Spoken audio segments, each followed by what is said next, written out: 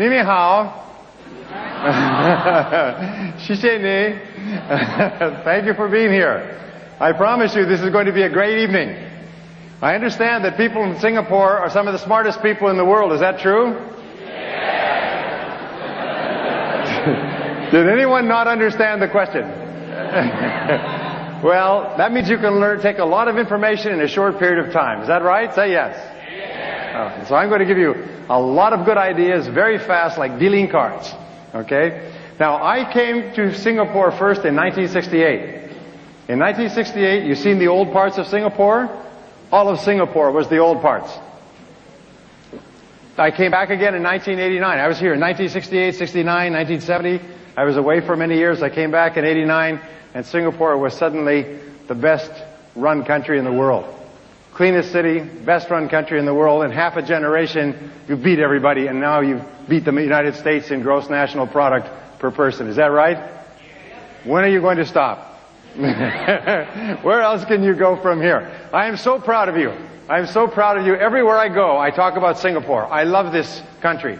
If I wasn't living in the United States, where the climate is nice, I would love to live in Singapore. This is a beautiful place. What you've created here is a triumph of the human mind, because Singapore has been built on mind power, not manpower. Singapore has been built with brains and ability and talent and drive and vision and determination. It is really an incredible place. It's really an incredible place, and so I congratulate you, and I tell you I'm very happy to be here. And I'm very happy to be able to share some ideas that may help you move even faster forward. Now, I have some good news for you, and I have more good news, and only good news tonight. The good news is that we are living in the very best time in all of human history. The stock markets may be going up and down. The American stock market is simply overpriced. You know, the stocks are too high, because during the 90s everybody went crazy. And now they're still a little crazy. And the prices will have to come down until they stop being crazy. A stock is merely an investment to get a return. That's all it is. And the returns aren't there. So the stocks have lower value. And when the stocks go down to the level of the return, it will stabilize and life will go on. But the good news is that we have no major wars. Most of the major diseases have been solved, have been cured, and that we have entered into basically a free market world. And Singapore is perfectly positioned to be one of the most prosperous nations for as far as we can see for 100 years. And the opportunities for you have never been greater in all of human history than now, except for tomorrow and next year and the year after. I have lived and worked and traveled in almost 90 countries. And I can tell you there's a lot of crummy countries out there. There's a lot of countries that you only want to go to once, or you want to get through quickly. And 100 years from now, they will still be poor. But Singapore will be more prosperous and more prosperous and more prosperous. So your job is to participate fully in the prosperity of the future, right? How many people here would like to double their income? If I could show you how to double your income, will you give it a try?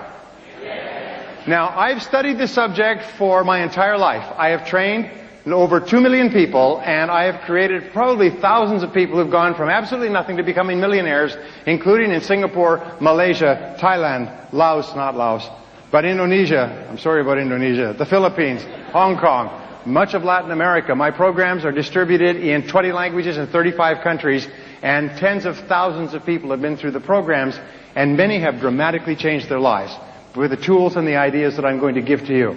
Now, we have 3 hours together, so what I'm going to do is I'm going to take the very best ideas that I know, and I'm going to condense them into our 3 hours, okay?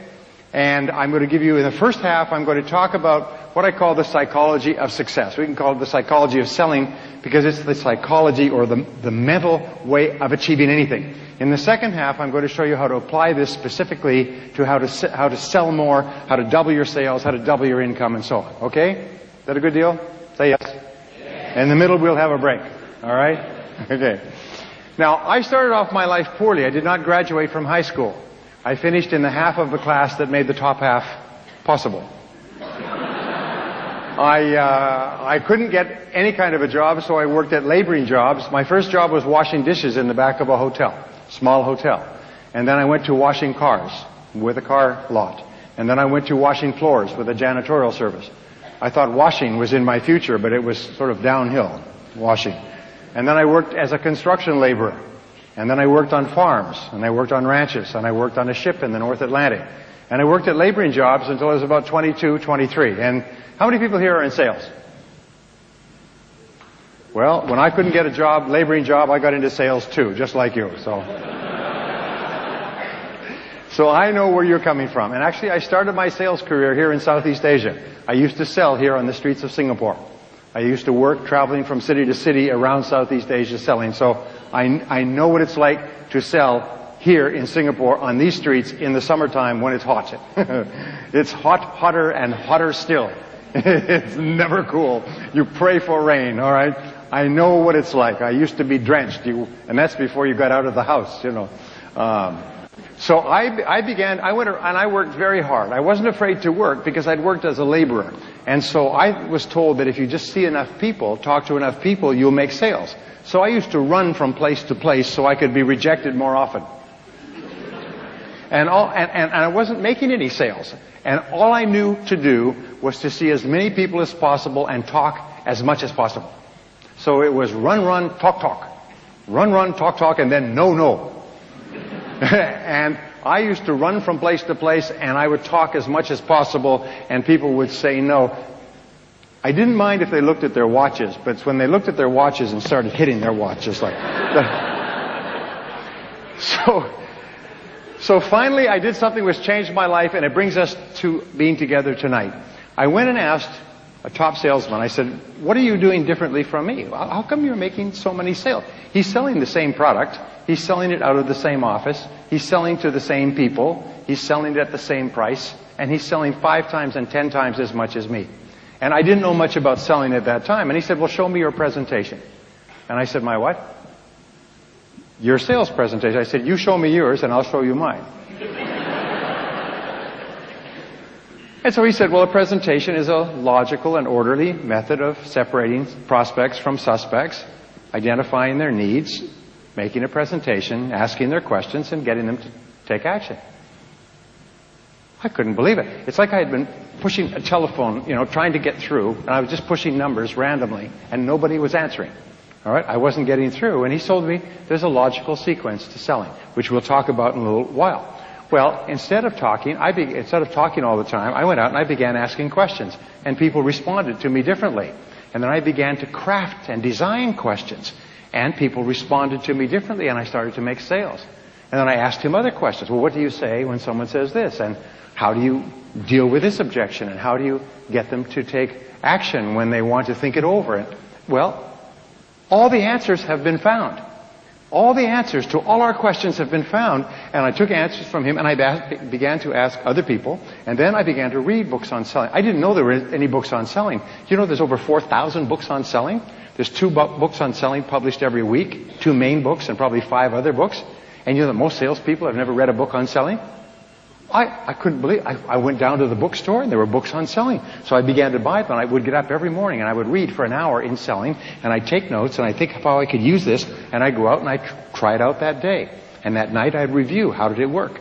And if it worked well, then I would do more of it. If it didn't work well, I would stop it or modify it, or sometimes I'd combine this idea with one idea and I had something that worked even better. And then I began to listen to audio programs on selling. I thought I had died and gone to heaven. I had no idea there was so much good information on audio programs. Do you know how many people who have become rich just listening to audio programs in their car when they drive around or when they walk around? Those days, I didn't have a car, but I had one of those Sony cassette players that you could carry around your neck like a purse, and it had a little earphone. And I'd go around like this, listening to it like this. And I'd get up in the morning and I'd play it.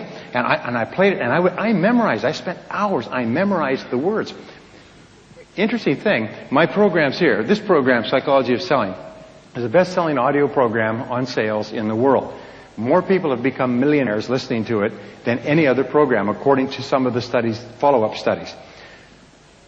People tell me they listen to that program over and over again until they remember all the words. And then when they're with a customer, when the customer says something, the words just fall up. And they tell me, I made the sale because I remembered the words. The words had been stored away. They're part of your thinking. Just like your language. You speak a language, you don't have to grasp for a word because the word's programmed in. The correct answers are programmed in.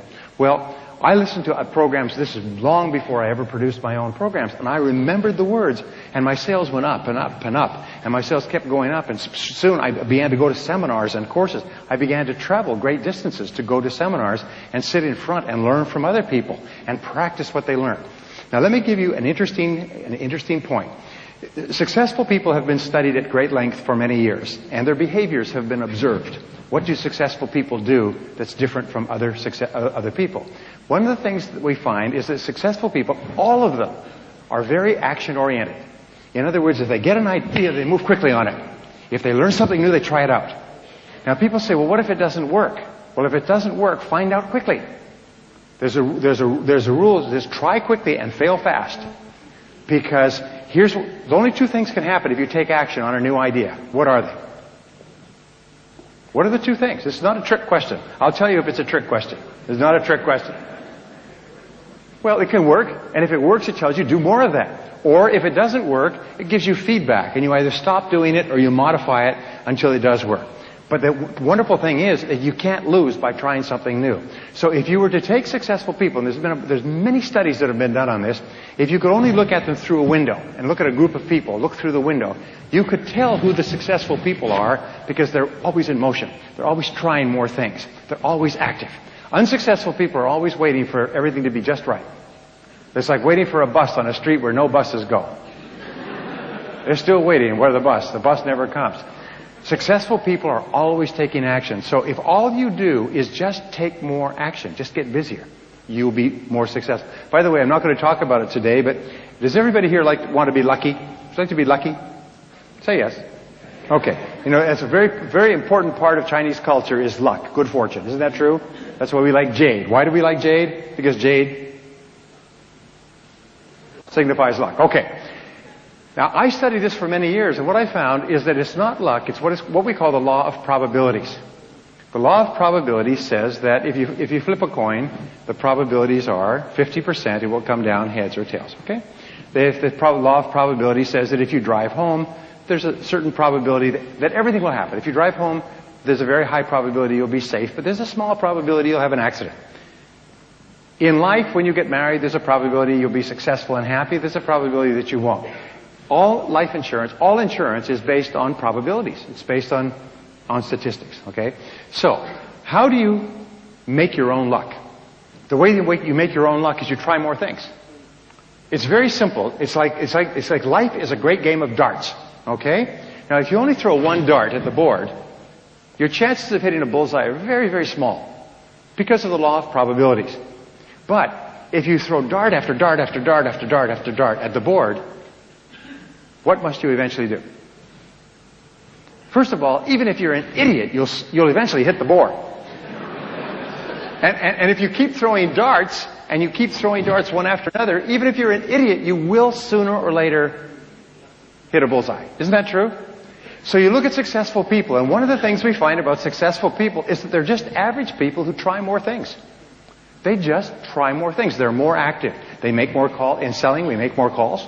And in life, we just try more things. Now, here's an interesting thing. If you throw darts, how many times will you miss the bullseye?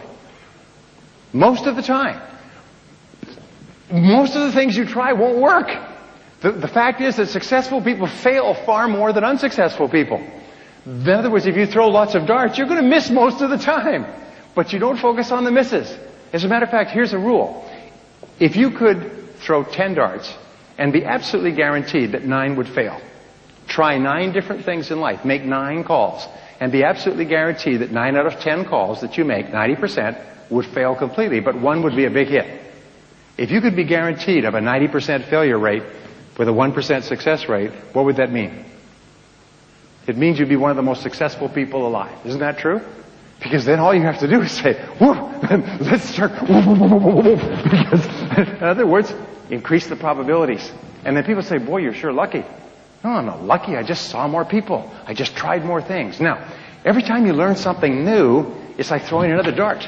Every time you read a book, listen to a tape, come to a course like this, it's like adding more darts to your bag, so you have more darts to throw.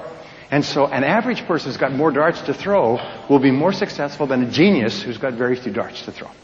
So it's really important. Well, and I'm getting off the track, but you can make your own luck by simply throwing more darts, by trying more things, by doing what you're doing tonight, by coming here. And my job is to give you a whole bunch of darts, okay? Because the law is that if you try enough things, you will be a big success. If you try enough things, because human beings are learning organisms.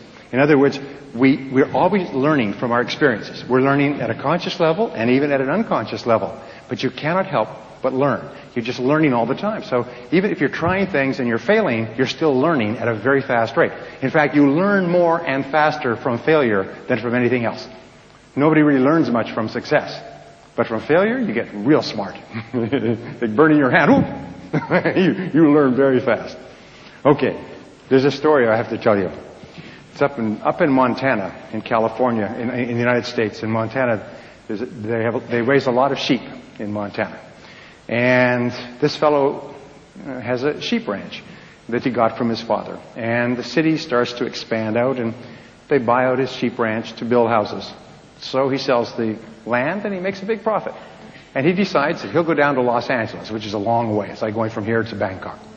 He'll go down to Los Angeles. He'll go to the big city. He's never been to the big city before in his whole life, but he wants to go to the big city and see it now that he has all this money. He's always been on this farm raising sheep.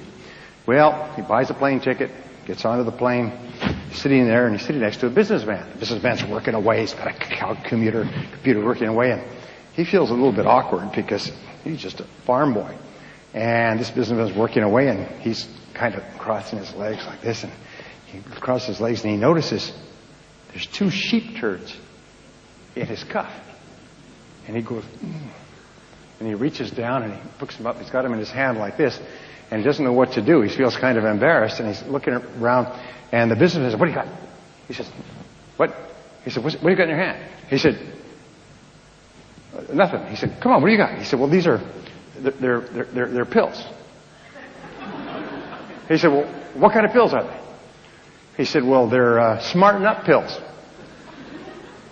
He said, "Smarten up pills." He said, "Yes, I'm going to Los Angeles for a big business meeting, and I always take a couple of smarten up pills with me, so I'm really smart when I go to my meeting." The guy says, "Well, I'm going to a big meeting, and I need something like that too. Give me one of those pills." And he said, "Well, I don't think you'd like it." He said, No, come on, you got 2 of them. Give me one. I really need it. I've got a big meeting coming up." He said, "Well, all right." So he gives him one, about this big. The guy takes it and goes, he said, "That tastes like a sheep turd." He said, "See, you're getting smarter already." Well, our goal today is for you to get smarter throughout the day. Anyway, so I began asking these questions. Why are some people more successful than others? And let me make sure we get this okay. And what I learned was the law of cause and effect. Now, the law of cause and effect is the great law of life. It basically says that there's a reason for everything. Everything happens for a reason. That success is not an accident. Failure is not an accident. If you want to be successful, happy, financially independent, if you want to achieve all your goals, it's not luck. It's not an accident. What you do is you find someone else who at one time did not have the effect that you want. You decide what you want. You find someone else who didn't have it, and you find out what they did to get it, and you do it over and over again until you get the same result. And it's not an accident. Well, when I learned this, it changed my life. You mean if I do what other successful people do, I'll get the same results that other successful people get? The answer is yes. You mean if I find out what top salespeople do, and I do the same thing until I master it, I'll get the same results as top salespeople? I'll make the same money? I'll have the same cars? Yes. So I went out and I did it, and it worked. I couldn't believe it. And I'm not as good a salesperson as many people here. Many people here are better salespeople than me. But I learned the cause and effect relationships. I learned that selling is like cooking. There's recipes for selling. There's formulas. And if you follow them, and by the way, they spent $20-30 million in the last few years videotaping 55,000 sales calls and watching the calls and reviewing the videotapes and having people sit in the back taking notes. And they interviewed the salespeople before the sales call and afterwards, and they interviewed the customers before the sales call and afterwards. And if the customer decided to buy, they asked them, and they played the video, at what point did you decide to buy? If the customer decided not to buy, they asked, why did you decide not to buy? And they did this with 55,000 calls, and they began to draw cross correlations, and they found that every sale follows an exact process. And it follows an exact process in the customer's mind. and that if you sell the way the customers buy, you'll sell 5 and 10 times as much as you sell today. The reason that we don't sell is because we sell differently from the way the customer buys. It's the same as if I was to speak to you in German, or you were to speak to me in Chinese. I mean, it would be like using a different language that we don't understand. So what I found was that if you do what other successful salespeople do, based on the exhaustive research, your sales go up. And I tried it, and sales went up. And you could take people, I took people off the street who'd never sold anything in their lives, and I said, here's the system. And these are sometimes the very best salespeople of all, because they don't have any ideas or fixed ideas. So I said, just do it this way. Say these words, do it this way, say these words, do it this way. And they did, and their sales went like that. And they went past people who'd been selling for 5 and 10 years. I cannot tell you how many young people, guys out of school, women out of school, just starting in sales, never sold before, began to use these methods and became superstars in their fields. Because they didn't have any old ideas about the way things were supposed to be done. They just said, okay, they just did it that way. And their sales, and people said, well, you're just lucky. You're just lucky. You just got into it at the right time. I had a woman in my course who was really neat. She came to me a year and a half later. She came back to the seminar I was at. She said, you're not going to believe it. I was in your seminar 18 months ago, and I had just started in real estate, and you said to set goals for how much you want to earn. So I set a goal to make $100,000 in the next year. Well, I didn't know that the average first-year earning for a real estate person was $18,000. Nobody told me that. So I set a goal of $100,000. Then I just did what you said to do, and I made $104,000 in my first year and became number one in the company. And they said, how did you do that? I said, well, do what? Make so much money. Well, is that a lot of money? She didn't know that was a lot of money for a first year. She had just written it down, and then she just did what other successful people did. So the law of cause and effect is what changed my life. And by the way, I've been in many different businesses now. I've consulted for more than 500 companies over the years, over the last 20 years. And in every case, I ask them, how does your business work? What are the cause and effect relationships? And where's it strong? Where's it weak? What's working? What's not working? Where are the places where we can gain advantage? Where are the places where we're losing money, and so on? And they think it's miraculous when I come in with this advice, which I charge them a lot of money for. Okay, so what I learned was this, is that there is a mental application. By the way, of all physical laws, there's mental applications. This is more important than anything else. It's that thoughts are causes. Thoughts are causes, and conditions are effects. Thoughts are causes, thoughts are causes, and conditions are effects. That means your thoughts create the effects of your life. Is that your thought is creative. You're almost like a magician in your own life. You create your world by the way you think. And the interesting thing is, it's not the way you thought yesterday or the way you might think tomorrow. It's the way you think at this minute, at this moment. It's the way you think in the now that determines your life. And your thoughts are constantly creating your world on a forward basis. The wonderful thing about our society, a free society like Singapore, is that at any given time you can draw a line under the past and you can say, that was the past, but this is how I'm going to think in the future. And your whole life, just like turning the wheel of a car, goes in a different direction. If you change your thinking, you change your life. And when I learned this, you mean your outer world merely reflects your thoughts? Your outer world is merely an image of your inner world? Is that you keep attracting into your life people and circumstances in harmony with your thinking? Is that everything you have in your life you've created by the way you think? And that if you don't like anything, you can change the way you think and attract something different? Yes. All of that's possible. And once you learn that, you realize there's only one thing in the universe over which you have complete control. What is that? You only control one thing in the world. What is it? You can control your thinking. You can't control other things. You can't control the traffic, and you certainly can't control the weather, but you can control your thinking. And that's enough. Because if you will control your thinking, you control the whole world. Singapore is a tribute to human thinking. Singapore is merely an external expression of the very best thinking that has gone into building this country. This country is based on mind power. It's the most amazing thing. Look at these beautiful hotels and convention centers and office buildings. I mean, these are mental. These were mental before they were physical. Are you with me so far? It's really important to understand that. It's kind of an overwhelming thought. I had a hard time with it when I was in my early 20s. You mean my life, which was not that great, has been created by myself? Yes, it's been created by myself. So I said, well, then I'm going to start to get my thinking in harmony with what I want, rather than keep thinking the old crummy thoughts. All right, so thoughts are causes, conditions are effects.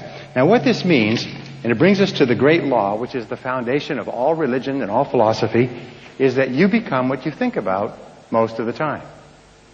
You become what you think about most of the time. This is the underlying principle of all religions, all philosophy, all psychology, all success, all metaphysics. Everything is you become what you think about most of the time. So the question is, what do you think about most of the time? By the way, this law is always true, except there are a couple of exceptions. If there weren't exceptions, then every young man would turn into a young woman by the age of 20. But nonetheless, you do become what you think about most of the time. Now, by the way, one of my subjects when I was poor is I began to study self-made millionaires. Self-made millionaires are people who start with zero and within one working lifetime pass the $1 million mark. Now, it's a little bit easier in Singapore. Maybe it's a little harder. But we're talking about U.S. dollars. But the way your currency is going, they're going to be the same pretty soon, isn't it? I remember the old days. I remember the old exchange rate. But here's the point. Is I studied self-made millionaires. These are people who started with nothing. They started with no money and maybe limited education. Sometimes they were brand new immigrants. Sometimes they couldn't speak the language, and they made more than $1 million. So tens of thousands of them have been studied over the years to find out what they do differently. And wouldn't that be a good thing to know, by the way? Say yes. I mean, if you want to be a self-made millionaire, I can promise you this. If you don't know how they think, you can't make it. In other words, if you want to go somewhere but you don't have a map, you can't get there. So I began to study them, and I found, what do you think self-made millionaires think about most of the time? They think about becoming financially independent. Because financial independence to them is very important. They want to reach the point where they don't have to worry about money. After that, they will spend. What do you think poor people think about all the time? They think about how little money they have and think about spending everything they have. And everything they can borrow or put on credit cards. So self-made millionaires are always thinking in terms of financial independence. Poor people are always thinking about how poor they are. Now, if you want to become a self-made millionaire, starting point is begin thinking about financial independence. And I'll talk about this in just a second. So, go back to my question. What is it that successful people think about most of the time? Come on, this is real simple, but it's really important. What is it they think about most of the time? Success. You're right. They think about what they want most of the time and how to get it. Now, these are the two turning points in your life. Think about what you want and how to get it. What is it that you really, really want, and how do you get it? And that's what they think about most of the time. And if you think about what you want most of the time, you start to move toward it, and it starts to move toward you. If you think about how you can get it and what you can do to move faster toward it, you begin to see all kinds of ideas. You all know these things about the brain, but the fact is, if you plant an idea in your brain, you suddenly start to see all kinds of possibilities to achieve the idea. Successful people are successful because they think and talk about what they want. Unsuccessful people are unhappy because they think and talk about what they don't want. They think and talk about the people they're mad at and their bad experiences and their bad luck and their bad job and just shut up. They whine and cry about their situation, but successful people are thinking about what they want and how to get it most of the time. Now, in a University of Pennsylvania study, they put together millions and millions of dollars, and over a 22-year period, they studied 350,000 salespeople all over the country.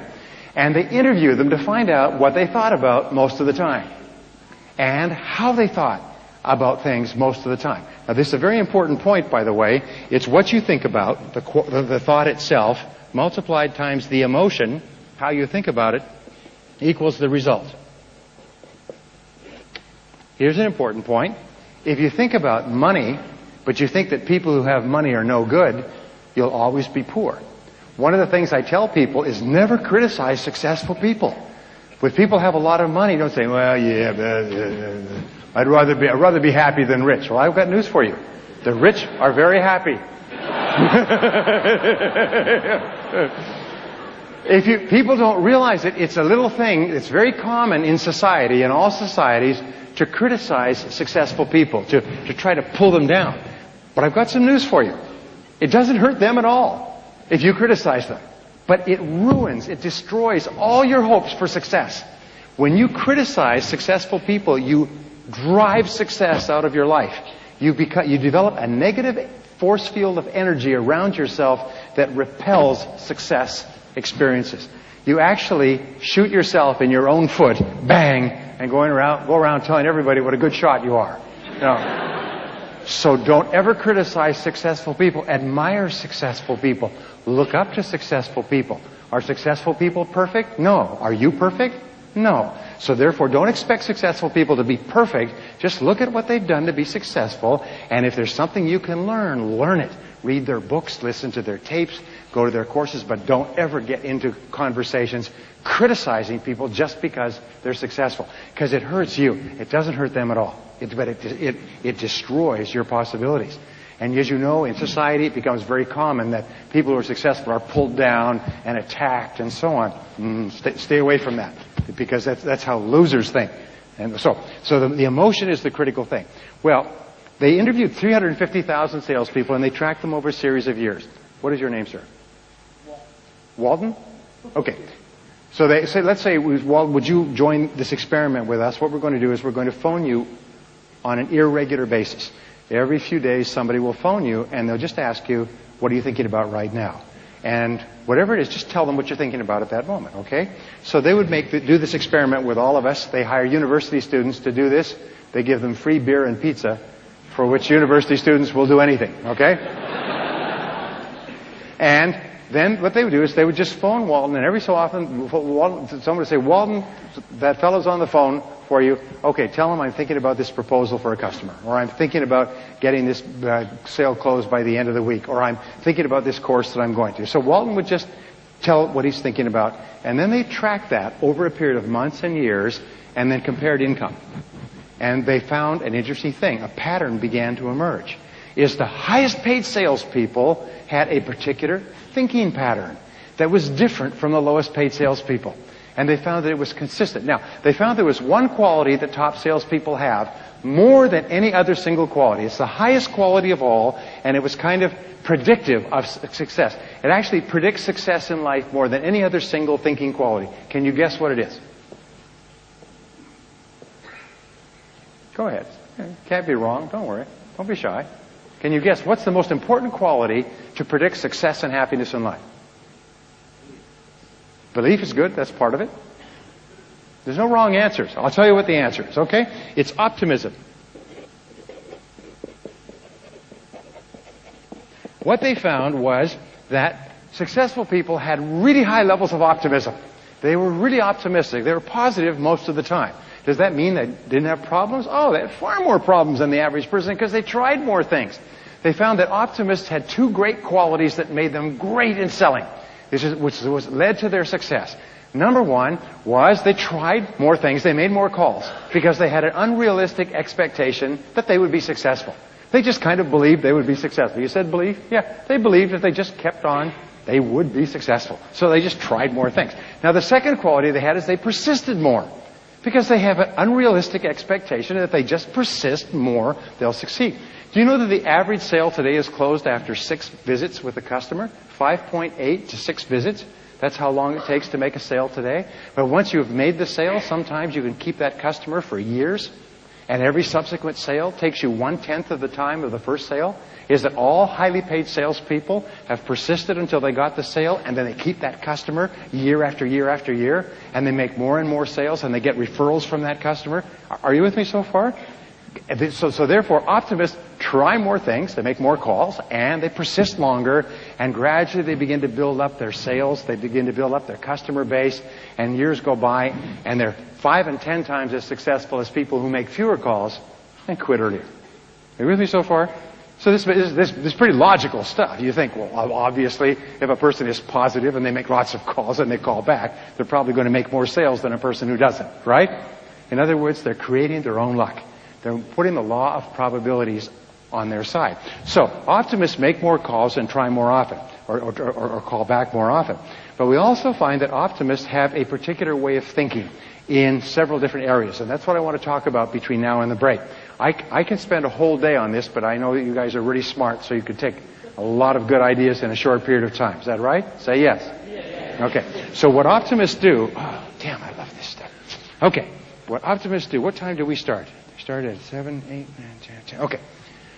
What optimists have is what I call orientations. Now, an orientation is a particular way of thinking about life and the world. And the first orientation that optimists have is future orientation. Now, future orientation is what made Singapore a great nation state. Future orientation means that optimists idealize. Optimists think about the future most of the time. They think about where they're going most of the time. They think about the possibilities of the future, and they idealize. They kind of imagine, what would my future look like if it was fantastic?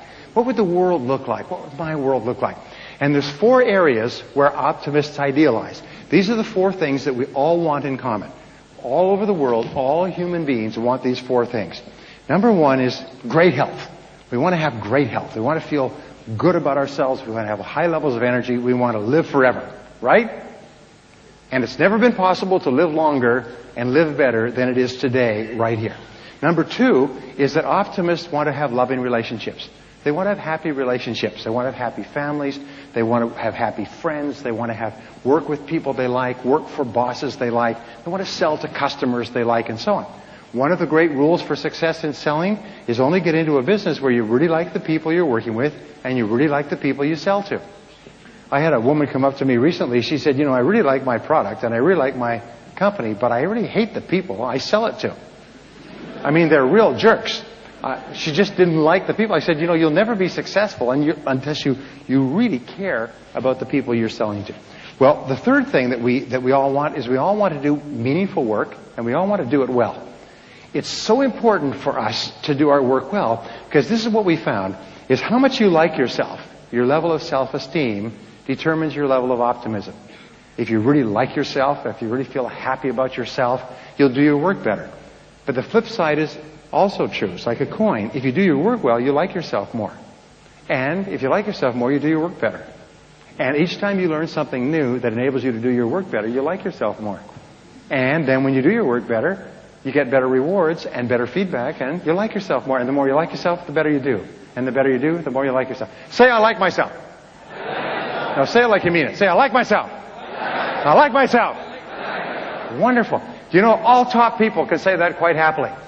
They did a study of 1,500 men and women who were at the tops of every one of their fields. It was a 9-year study. And they asked them, what is the greatest of all benefits of success? And you know what they said? It was wonderful feelings of self-esteem. They liked themselves. They liked themselves. They genuinely liked themselves and felt that they had done something important with their lives. Felt they had done something worthwhile with their lives. So therefore, a high level of self-esteem leads to self-confidence. It leads to optimism. It leads to a positive mental attitude. And the more you like yourself, the more you like other people. And the more you like other people, the more they like you and they want to buy from you and recommend you to their friends. So everything you do to build yourself up psychologically improves every part of your life. The more you like yourself, the better a parent you are, the better a spouse you are, the better a friend you are, the better a boss you are. The more you like yourself, the better is every part of your life. The more you like yourself, the lower your stress levels. The more you like yourself, the stronger is your immune system. The more you like yourself, the healthier you are. People with high self-esteem are very seldom sick. People with high self-esteem do their work well. They have lots of energy. People with high self-esteem set big goals for themselves. It's an interesting thing. If you really like yourself, you set big goals for yourself. And if you set big goals for yourself, and you also persist. So the more you like yourself, the better you do. And the wonderful thing is every single time that you do something positive for yourself or for anyone else, your self-esteem goes up. Now, this brings us back to future orientation. People who really like themselves think about the future, and they have great ideas for the future. Do you know that we have found that just the very idea... I'm sorry, let me not get ahead of myself. I said there's 4 things we want. Number 1 is health and energy. Number 2 is loving relationships. Number 3 is meaningful work that we do well. Number 4 is financial independence. We all want to be financially independent.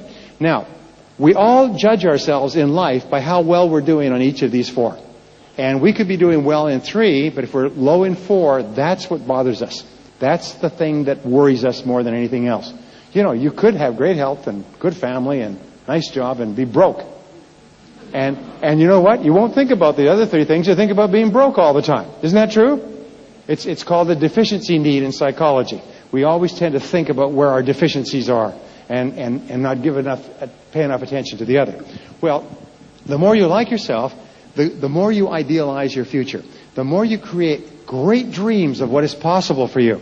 And the starting point of of dreaming great dreams is to have a fantasy or an imaginary idea of your life as if it were perfect sometime in the future.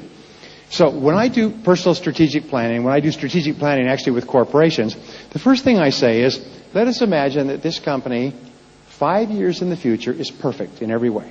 Okay? If this company was perfect, if it was a great company, if it was the most respected company in the business, if it was the best company of all in this industry, what would it look like?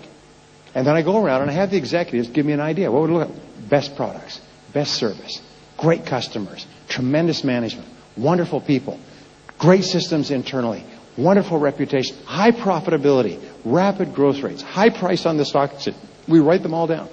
And the most amazing thing is, I say, okay, now, is this what the company would look like if it was perfect? And everybody says, yeah, if this company was perfect, that's what it would look like. I would say, okay, is this possible? Are these possible? And you know, everybody stops. I do this with the senior executives of multi-billion-dollar corporations. And they say, yeah, 5 years? Not in 1 year, but we could do that in 5 years. And so the only question then becomes what? How? How will we do it? I say, good. Now let's start talking about how. Let's first of all organize these in priority. If we could only accomplish one, which would be the first one? And then which would be the second? And so the first one, you know what the first one is usually? Superb products and services. Because if you have that, you'll have the sales, you'll have the profits, you'll have the market, you'll attract the people and so on. So, okay, now, how do we develop a reputation as being the best in the business? There's a reason that I talked about this, because you need to say the same thing. If your life was perfect in 5 years, if your health was perfect and your family was perfect and your work was perfect and your financial situation was perfect in 5 years, what would it look like? What would it look like? And then you begin to think, hey, in 1 year maybe, but in 5 years, I could be fit, I could have a great family, I could be the top of my field in my work, I could be financially independent or on my way to financial independence. All that's possible within 5 years. Isn't that true? Now, here's an interesting point. Are you ready? The time is going to pass anyway. The 5 years is going to go past anyway. You know, 5 years from now, 5 years will have gone by. You'll be 5 years older. The only question is, what are you going to do in the meantime? Well, here's my favorite word in success. My favorite word in success is the word clarity.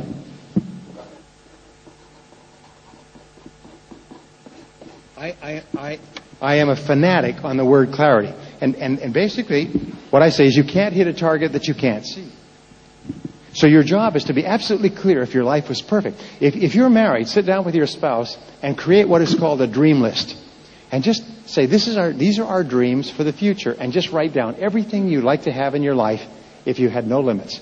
If you had the power to achieve anything. If you could wave a magic wand over your life and have 3 wishes, what 3 wishes would you want? Health, happiness, money, financial independence. Here's the point. If you could dream it, you can do it.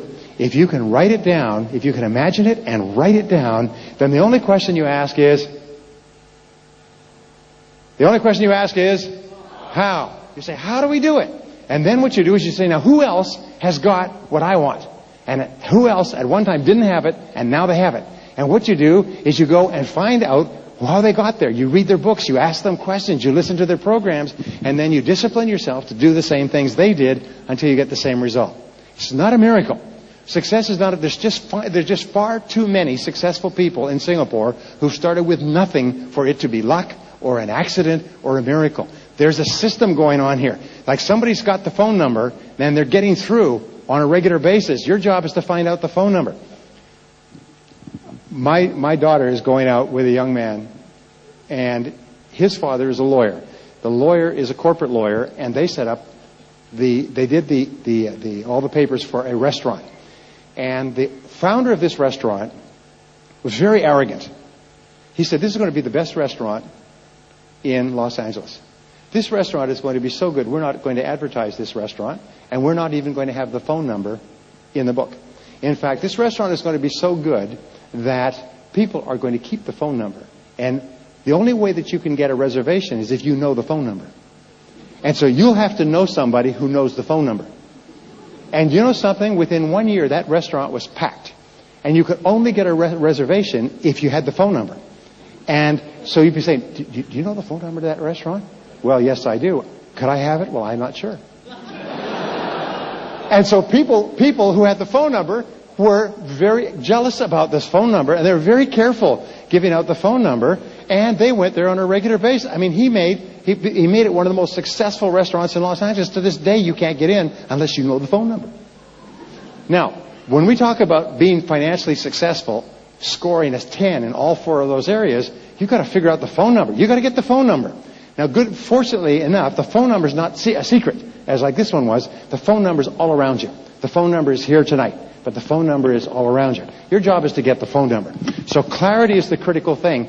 Decide what you want. Decide clearly what you want. Talk about it. Think about it. Imagine it. Play with it. Like a child at Christmas time. Fantasize about a beautiful home, a beautiful car, travel, health, so on. All of these things are possible for you, but you have to have them in your mind first. Remember, it always begins within your mind and then it goes into your reality. Now, the second part is... I love this stuff. Okay. The second orientation that successful people have is goal orientation.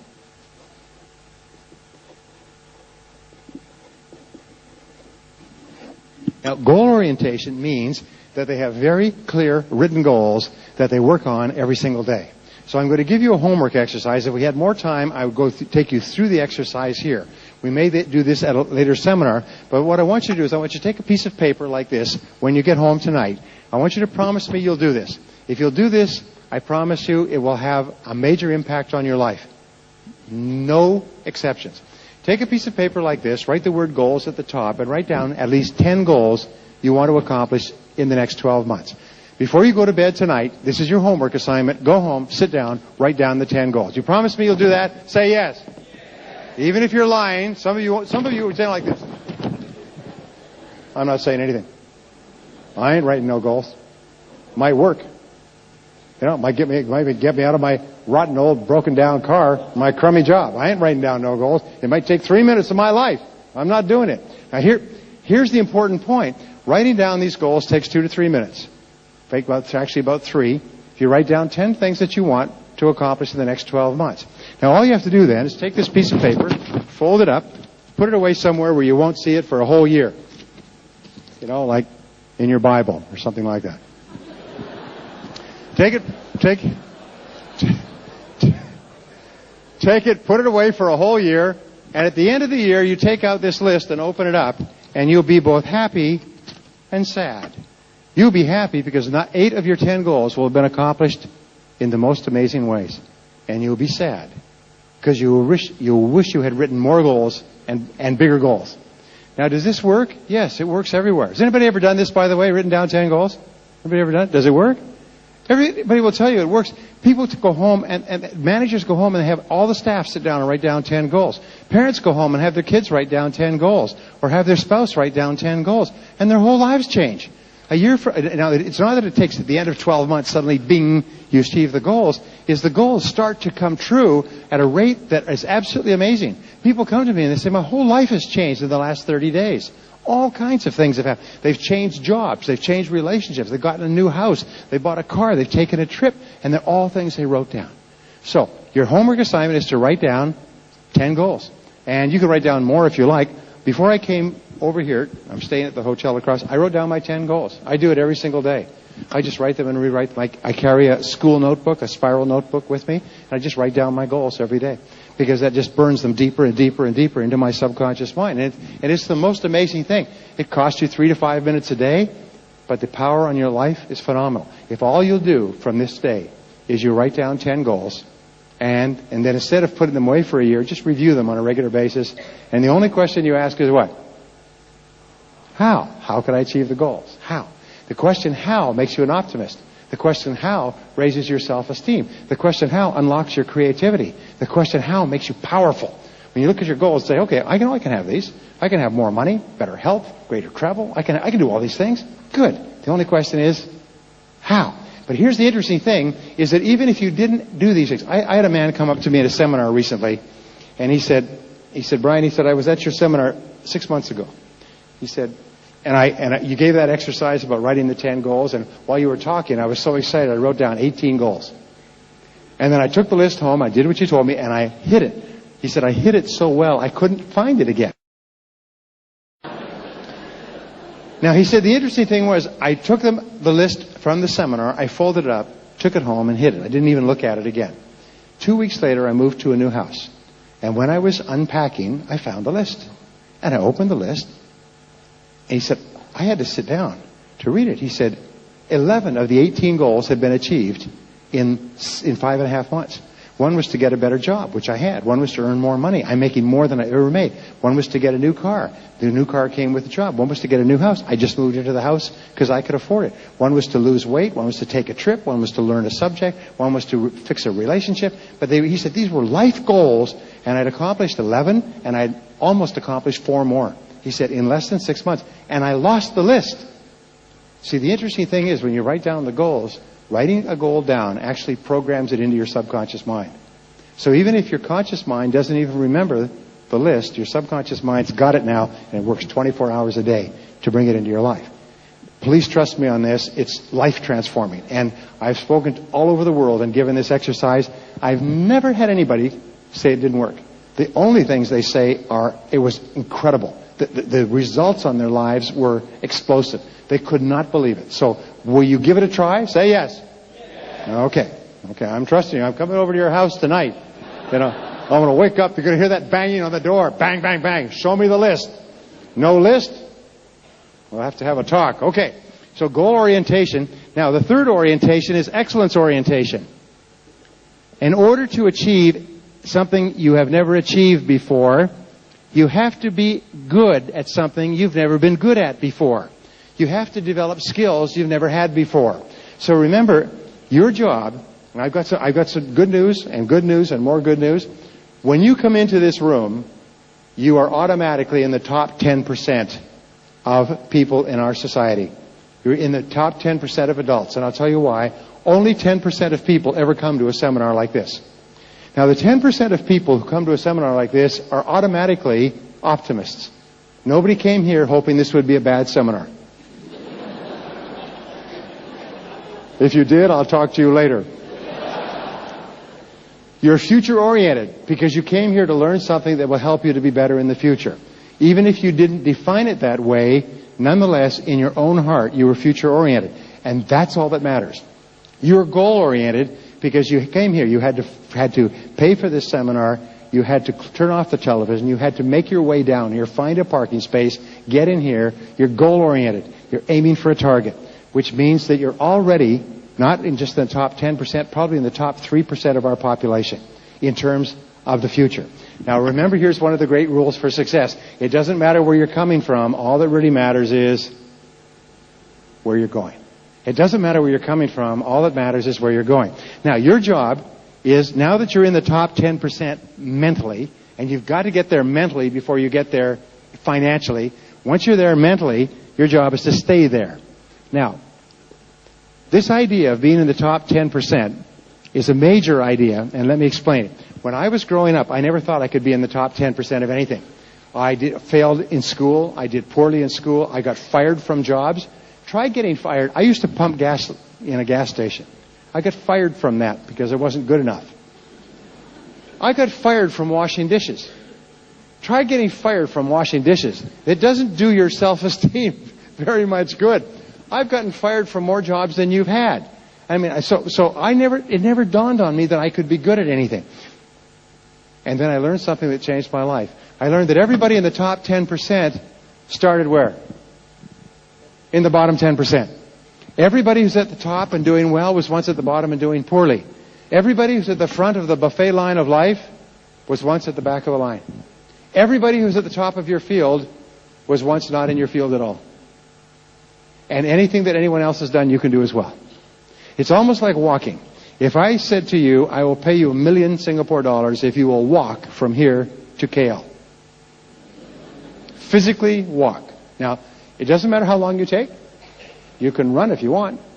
But if you will just walk, you cannot take a ride, you have to walk. Now, if I told you, and you believed me, and the $1 million was there, you double-checked, all right? And you get $1 million from walking from here to downtown KL. Is there anybody here who could not do that? Okay. Okay. So we could all do it. Is that correct? Now, is there anybody here who is a runner, a jogger, really fit? Okay? Nobody. Okay. Either that or your arm is too tired from jogging too much. All right. But the point is that with some people who are really fit will get there quickly. Boom, boom, boom, boom, boom, boom, boom, boom. They'll do 25, 35 miles a day. Okay? Some people who are not very fit will do 5 or 10 miles a day. Doesn't really matter.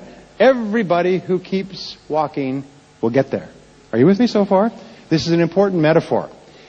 Everybody who keeps walking toward the top 10% gets there.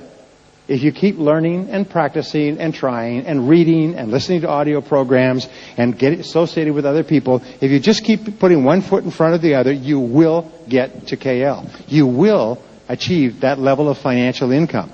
There's nothing that can stop you except who? Only you can stop you by stopping. And so therefore you find that people who have no advantages at all, but have one, is they just don't stop. They can be a complete idiot. They can have every disadvantage. They can have limited education. They could come from a terrible country with no opportunities. They could have no family and be survivors of a terrible experience, but they just put one foot in front of the other. They get to the front of the line. They get to KL. They get to the top 10%. You can be in the top 10%. So this is what I learned, which changed my life when I was 24 years old and living and passing through Singapore, is that if you make a decision to get into the top 10% and you don't take it back, you will get there. If you'll just do what others have done, you will get there. And it may take a week, it may take a month. Do you know how long it takes to achieve mastery in any profession, including selling? It takes 7 years. Now, many people think, well, I'm going to start in selling, and if I'm not at the top of the field within a month, I'll quit. But it takes 7 years to reach the point where you're in the top 10%. Some people may do it faster, but very seldom. I used to think, hey, I'll do it faster. It took 7 years. It took year after year of working. Now, that doesn't mean that you're broke for 6 years and 11 months and suddenly you make a lot of money. It's a gradual uphill. But the fact is, to get to the point where you're making the kind of money that you're capable of, it will take 7 years. But the time is going to pass anyway. So you might as well be there at the end of the 7 years. Do you know how many people are still here at the end of 7 years? They haven't made any progress because they never put in the extra effort. They never made the decision. They never went for it. So to make a decision, I'm going to be in the top 10%. And I'm going to do whatever it takes to get there. I'm going to pay the price. I'm going to read the books. I'm going to leave the television off. I'm going to start a little earlier. I'm going to work a little harder. I'm going to stay a little later. I'm going to get better. I am going to get into the top 10%. And you know what? There's nothing to stop you from getting to the top 10%. The only reason people don't get into the top 10% is why? They don't decide to. And if they decide to, they don't get started. And if they get started, they quit. All right? So it's very important. But optimists say, hey, I can be in the top 10%. I can be. And they just never quit. They just keep on going. No matter how much criticism they get, no matter how many problems they have, get fired from their jobs, they have setbacks and difficulties. They just keep walking to KL. Just keep going. They just keep going. And they get there and people say, boy, you're sure lucky. No, you weren't. You make your own luck. You make your own luck by deciding where you're going and getting on the road. Now, I'm going to give you one of the key secrets to success for the rest of your life and share it with other people when they need it. It's one of the great secrets. In our world, in Singapore, we get paid for results. We get paid for getting the job done. Isn't that true? We don't get paid because we're handsome or pretty. Thank heavens. Thank heavens for all of us, right?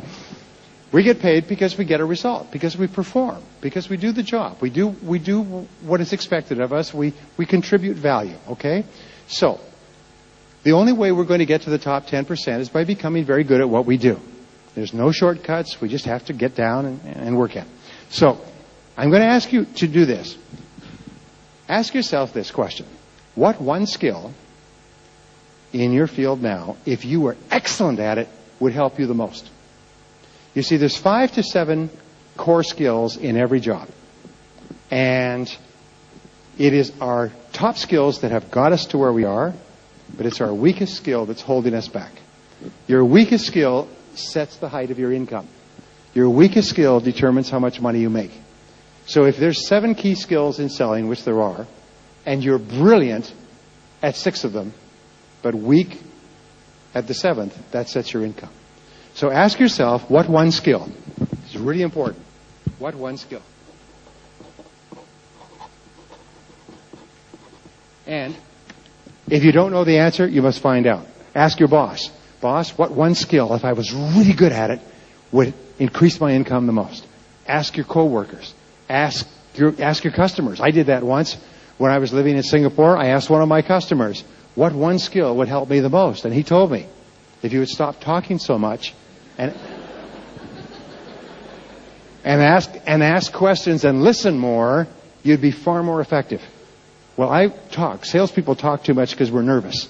We're nervous, so we overcome our nervousness by talking too much. Talk. Men especially. Men are worse at this than anyone else. So, and the reason we're in selling is because we get along well with other people. We're more sociable than other people. So talk. Anyway, so he said, instead of talking so much, ask more questions and listen, and you'll be more effective. And I did, and he was right. And that helped me an enormous amount. So ask people, what one skill, what one change in what I'm doing would help me more than anything else? And they'll tell you, if you were a superb prospector, if you were so good at prospecting that people were literally coming in the windows with their checks trying to buy from you, if they were lined up in the corridor when you got to work in the morning with their checks saying, me first, if you were such a good prospector that when you phoned, they said, thank heaven you phoned, can I send a car for you? If you were such a good prospector, would that double your income? Say yes. Okay, then set that as a goal. I'm going to be superb at prospecting. And then the only question you ask once you've set it as a goal is what? How? How do I become so good at prospecting that I have so many prospects I don't have time to see them all? That becomes your question, right? For the rest of your life, from now on, say, what one skill would help me the most? And it's always the skill where you're the weakest. And then you set it as a goal, and you make a plan, and you work on it every day until you bring that skill up. Now, you may not like it to start off with, and you may not be very comfortable with it, and you may not like prospecting or closing or something else. Well, boo-hoo for you, okay? Get over it and get on with learning how to do it well, right? If you're going to be in this business, you're going to have to master the key skills in this business, right? So don't give yourself excuses. Well, I'm not very good at prospecting. Well, shut up. Who cares what you're good at? The fact is that all business skills are learnable. Okay, say it. All business skills are learnable. If anybody else can learn to be good at prospecting, so can you. The fact that they're good at it is proof that you can be good at it as well. And if you double the number of good prospects you have, what will happen to your sales? They will double. And what will happen to your income? It will double. So let's figure out how to do it. All the optimist says is, how do I do it? What's the way? How do we do it? I know it's possible because they're an optimist. You have an unrealistic expectation of success. Sometimes people think that you're smoking something on the side, because you're so positive all the time. But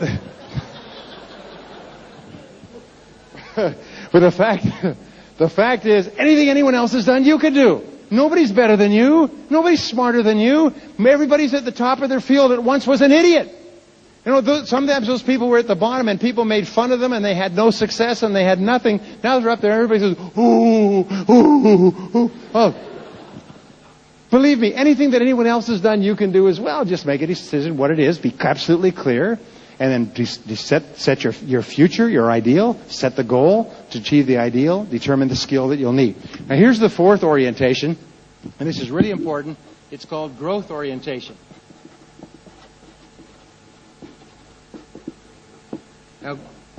Now growth orientation is the key to the future. Lee Kuan Yew said that years ago, is that we have to have the smartest and best educated populace in the world, which Singapore just about damn near does.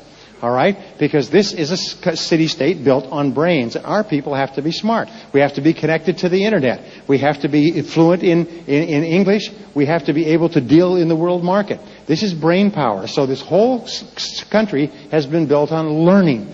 And the key to your success is learning as well. Now, I was asked recently, what are the keys to continuous learning? What is the key to continuous growth? And I said that there's three things. Number one is read on a regular basis. Reading is to the mind as exercise is to the body. If you don't read, it's like if you don't exercise your muscles, what happens to them? What happens to your muscles if you don't use them?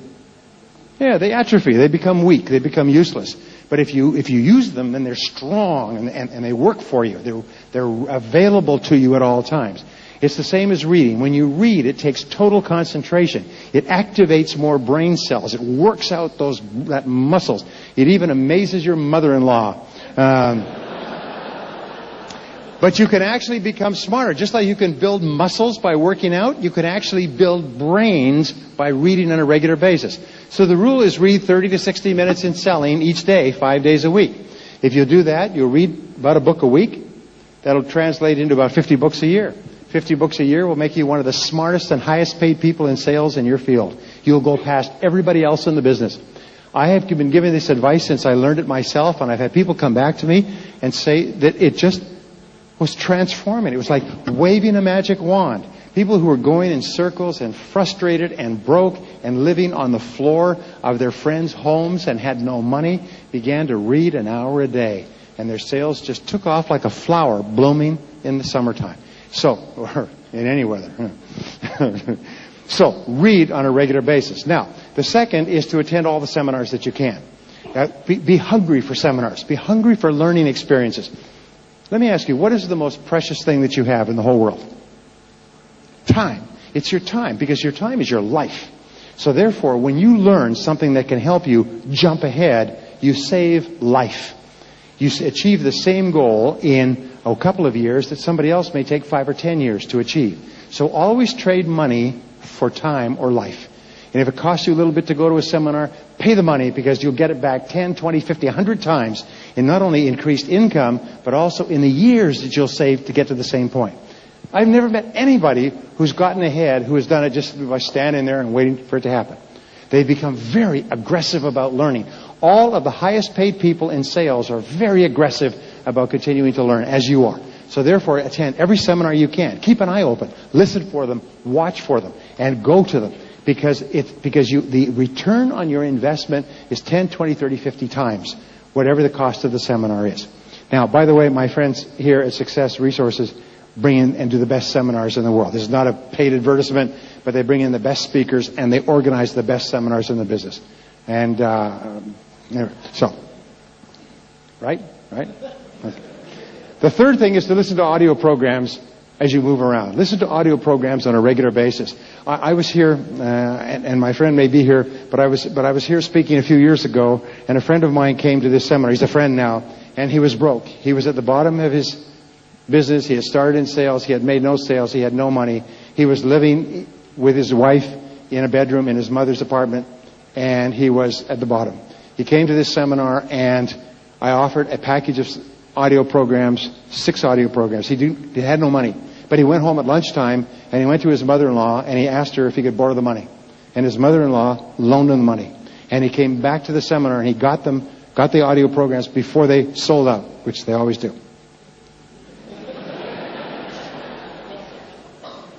1 year later, he was at the top of his field. 2 years later, he was at the top of his business. 3 years later, he was the youngest person in the world inducted into the $1 Million Roundtable, the top insurance salespeople in the world. He said it totally transformed his life, increased his income 25 times. He said because of audio listening. Now, I'm not trying to influence you in any way. But growth orientation is really critical. It's important. You see, if I were to say to you, here is some stock for a company, would you like to buy some of this stock?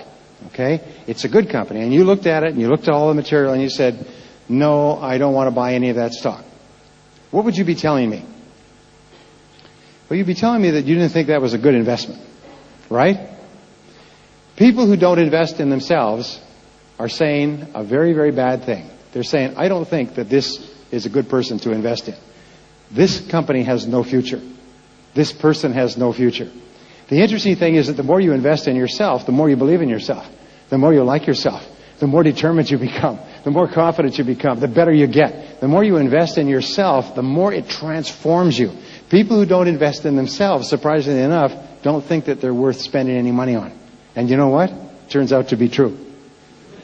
Because your outer world is a reflection of your inner world. So remember, time is your most precious resource, and your most valuable asset is your earning ability.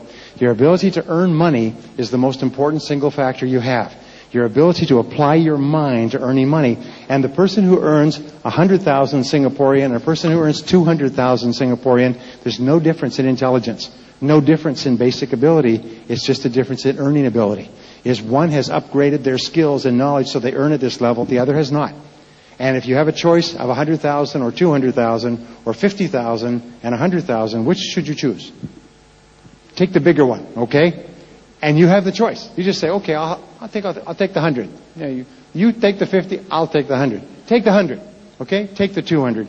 And the key is future orientation, goal orientation, excellence orientation, and growth orientation. Right?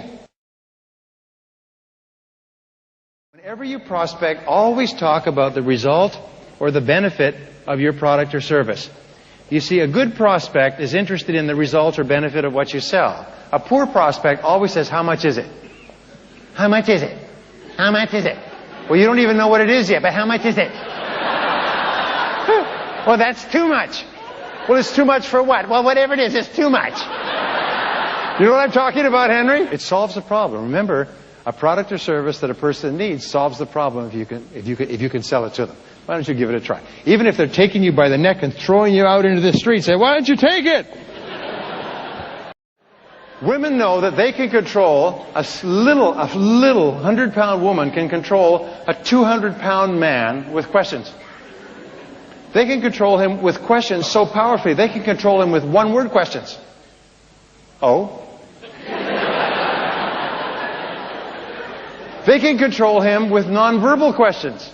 He's across a crowded room talking to another woman, and she goes,